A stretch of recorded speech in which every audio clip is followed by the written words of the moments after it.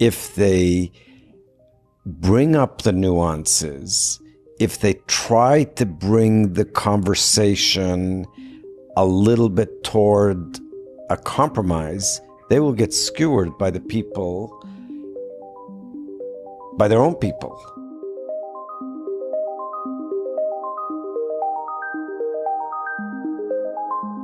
One thing that I'm fascinated by, maybe we'll come back to this, is what is the force that makes the middle so difficult to hold, that pushes more and more people towards either being sort of what I've termed troglodytes or dupes. It makes it very difficult to I guess what my model is that you have an A-frame roof. As the A-frame roof gets more and more peaked, there are a fewer number of fiddlers who can stay on the A-frame roof without falling over to the left or to the right. And so that right now, I think that the skill level needed to inhabit a sensible position is priced out of almost all of our abilities. I mean, this is what leads you from a position where 50 years ago, where we had, again, people on the extremes. We had people who favored segregation, people who favored desegregation.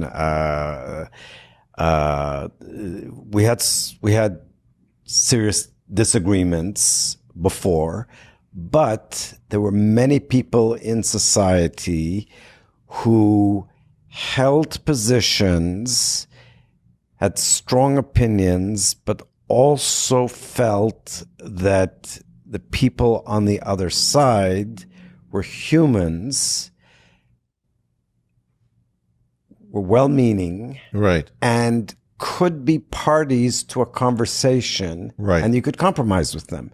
So when you picked up the New York Times after some vote in Congress 50 years ago, there would be a list of Democrats voting for, Democrats voting against, Republicans voting for, Republicans voting against. There were lots of people in all four of those groups, and all four of those groups were considered legitimate. Right. Even the people who had voted yes considered the people who had voted no in their party. They considered them as legitimate senators or legitimate Congress people. And they, on some other bill, they cooperated with them. So this was, and of course, you just mentioned a skill set. There was a skill set that went with that. The skill set was that you and I could disagree on issue A, yeah, and debate for days and days and days, and why I could say that your thing is going to lead to disaster along this front, and you could say the same thing about me. At the end of the day, one of us would win. The bill would either pass or lose, or this would go into some conference. We'd have some kind of compromise. Right. You and I would accept that compromise as legitimate. And so we developed the skills. As we did this, we developed the skills of compromise. The whole political system developed this, and society saw this and accepted the people, Republicans and Democrats, as both representing legitimate sides of legitimate positions on issues subject to disagreement. We gradually have moved. It's a cascade, right, that has moved us gradually, that has expanded an area of absolutes, positions on which we have issues on which we have absolute positions, and that are not subject to discussion. And what has happened in the last few decades is that the number of such issues has grown. As this has happened, we have the number of issues on which we no longer discuss. We just have absolute positions. We're pro-choice, pro-life. We don't have conferences where we discuss what kind of bringing people from both sides and saying what kind of compromise can we Well, there's compromise at a political level, but I think there's also a question about the intellectual basis of our conversation. So let's just take pro-life and pro-choice. Yes. I talk about sometimes dining a la carte intellectually, where I can't get my needs met in a low resolution world any place. And so I sort of pick and choose which bits of things I need. And I sort of think of this as political flatland, that people are trapped in pro-life versus pro-choice. And my real position is a plague on both your houses. I'm not pro-choice to the extent that I'm willing to call a child 4 minutes before its birth fetal tissue, nor am I pro-life to the extent that I'm going to call a blastosphere a baby. Both of those seem patently insane to me. And nowhere do I get to discuss Carnegie stages in embryonic development, which would be sort of a kind of more scientific approach to what quality of life is it that we're trying to preserve. And yet I caucus, if you will, with the pro-choice community, not because I hold the idea that it's simply a woman's right to choose, because obviously there's something else that's going on inside of a woman. There's the whole miracle of gestation and reproduction. But if people see that I caucus pro-choice, then they say, okay, you're willing to sit with somebody who's willing to terminate a third trimester pregnancy frivolously because they're ideologically committed to it. Ergo, you're evil. Ergo, we can no longer be friends. And my key point is, look, I'll drop these people in a heartbeat if you give me some nuanced room in which to maneuver. Let's talk about the neural tube formation. Let's talk about what we think of as life. Is it the emotional connection to seeing something one recognizes as human? Is it the quality of the brain? Is it something mystical and ineffable? Are you coming from a religious tradition? The key point is to make it impossible to have a discussion. And I remember being beaten up on a picket line, and not picket line. There was a group that was picketing an abortion clinic, and I was demonstrating for the right to keep it open. And I got beat up in Rhode Island on camera. And after this incident, I think I had a chance to talk to the person I thought who hit me with a picket sign.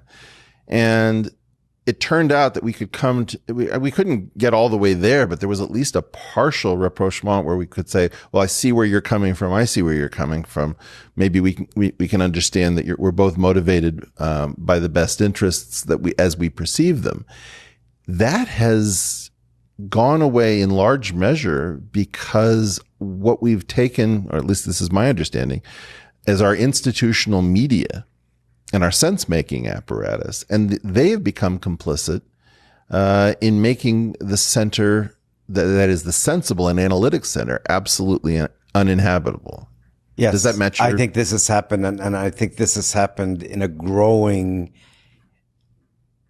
range of issues, which is why now we go back to New York Times lists of who and which party voted which way. Sometimes that list doesn't appear because it's simply party, they say, is just a party line vote. And this is a reflection of society and it's not that within the Republican Party or within the Democratic Party, you don't have people on whatever the issue is, you don't have people in the middle, but that if they bring up the nuances, if they try to bring the conversation a little bit toward a compromise, they will get skewered by their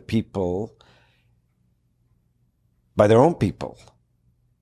Or the other side. Right. And the other side will not come to their defense. And in fact, if the other side does come to their defense, that's a terrible signal for them, and they'll be skewered by their own side. Well, what concerns me here, though, is that we are dependent on people of integrity who risked everything when it was least popular to do it, so that we can sort of hold these people in reserve. So when the madness becomes too great, we can turn to them. Let me just take a couple of examples that matter to me.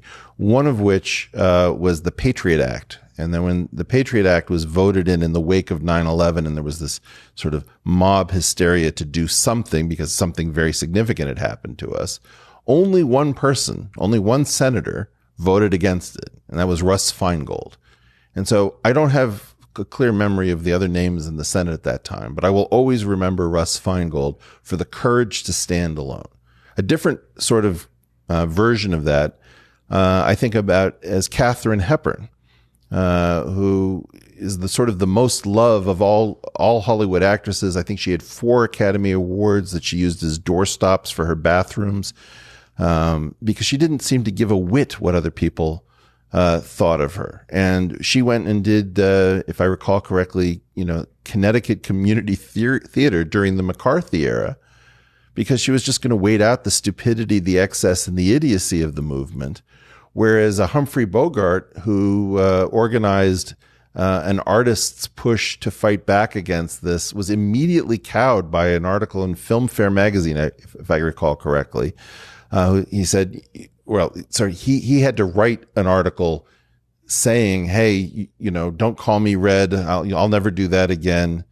And the great Humphrey Bogart, the tough guy of movies, crumbled under this pressure, whereas Katharine Hepburn, his co-star, sort of stood tall and waited it out. Do we have these hyper individuals, these incredibly disagreeable people in the sense of the agreeable component of the Big Five personality inventory, where we know who they are and we know to whom we can look in times of crisis?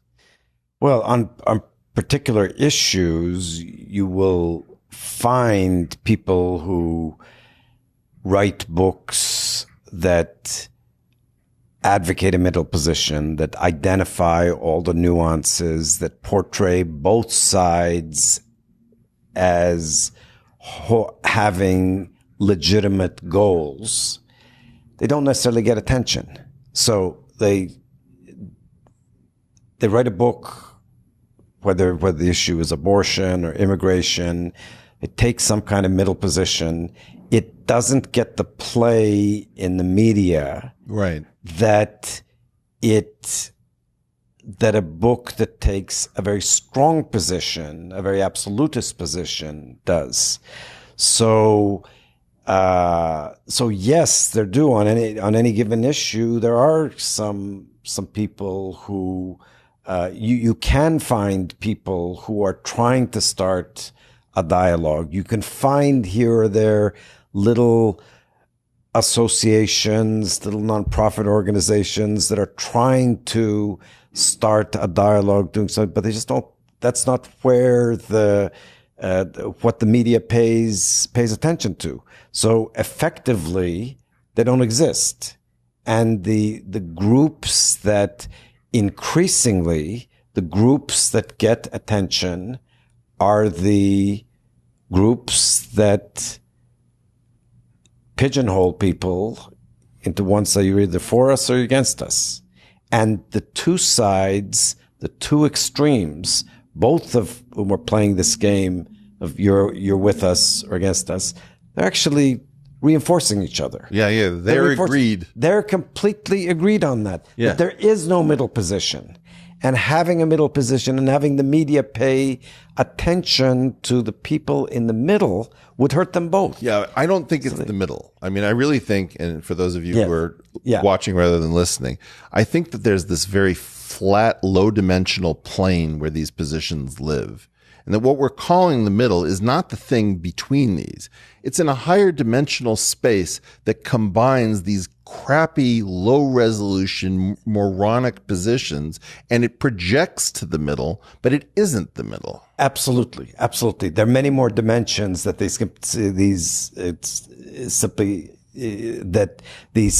simple positions hide. No, Right. I completely agree with that. And the middle is often is more complex, involves many more dimensions.